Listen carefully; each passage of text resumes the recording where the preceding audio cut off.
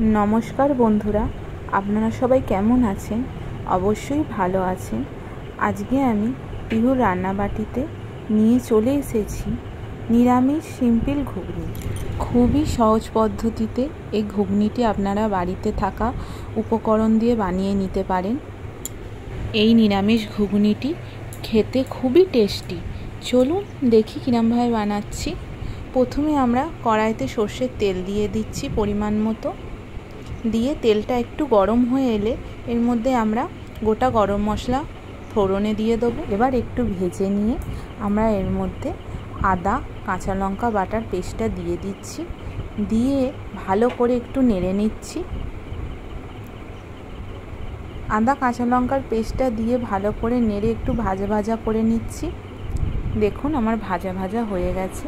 এখানে আমি একটা স্টিলের চামচে নিয়েছি। এই চামচেটার মাপে আমি হলুদ গুঁড়ো, জিরে গুঁড়ো, ধনে গুঁড়ো, কাশ্মীরি লঙ্কা গুঁড়ো সব আমি একসাথে মিক্স করে নিয়ে মশলাটা দিয়ে দিলাম। দিয়ে আমি ভালো করে একটু নেড়ে ভাজা ভাজা করে নিচ্ছি মশলাটা। দেখুন আমার ভাজা ভাজা হয়ে গেছে। এবার আমি এর মধ্যে টমেটো সসটা পরিমাণ মতো দিয়ে দিলাম। দিয়ে আমি ভালো করে একটু মিক্স করে নিচ্ছি আবারও। নিয়ে মশলাটা আরেকটু কষিয়ে নেবো আমরা ভালো করে। যত মশলা কষাবেন তত টেস্ট আসবে বন্ধুরা, বারবার বলছি। দিয়ে একটু সামান্য পরিমাণ জল দিয়ে দিলাম। মশলাটা আমার কষানো হয়ে গেছে। এবার আমি এর মধ্যে পরিমাণ মতো নুন দিয়ে দিচ্ছি। দেখুন এই চামচের 1 চামচে নুন দিয়ে দিলাম। নিয়ে ভালো করে আবার মিক্স করছি। একটু মিক্স করে নিলাম মশলাটা। দিয়ে একটু ভাজা ভাজা করে নেবো। আবার আমি মশলাটা কষিয়ে নিচ্ছি। মশলাটা আমার কষানো হয়ে গেছে। এবার আমি এখানে সেদ্ধ মটরটা দিয়ে দিয়েছিলাম। দিয়ে ভালো করে একটু নেড়ে নিয়েছি।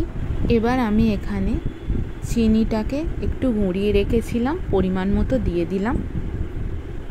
দেখুন দিয়ে আমি ভালো করে একটু ফুটিয়ে নিচ্ছি ঘুগনিটা আবারও। এখানে গরম মশলা গুঁড়োটা অ্যাড করছি। দিয়ে ভালো করে আবারও নেড়ে নিচ্ছি। ঘুগনিটা একটু ফুটে এলে এবার আমরা এখানে ধনেপাতা কুচিটা অ্যাড করব। দেখুন ভালো করে আপনারা। এবার ধনেপাতা কুচিটা অ্যাড করে দিচ্ছি। দিয়ে ভালো করে আবারও নাড়িয়ে নিচ্ছি, নেড়ে নিচ্ছি ভালো করে। দেখুন ধনেপাতা কুচিটা দিয়ে আবার একটু ফুটিয়ে নিচ্ছি। ফুটিয়ে নিয়ে এবার আমি ম্যাগি মশলাটা দিয়ে দিলাম এখানে। সব শেষে ম্যাগি মশলাটা অ্যাড করলাম। আবার আমি একটু নেড়ে দিচ্ছি। তো বন্ধুরা দেখুন রেডি হয়ে গেছে আমার এখানে খুব সহজ পদ্ধতিতে নিরামিষ সিম্পল ঘুগনি। অবশ্যই বাড়িতে বানাবেন আর কমেন্ট করে আমাকে জানাবেন কেমন হয়েছে। যদি আমার এই রেসিপিটি আপনাদের ভালো লেগে থাকে তাহলে একটা লাইক করবেন, শেয়ার করবেন, সাবস্ক্রাইব করবেন।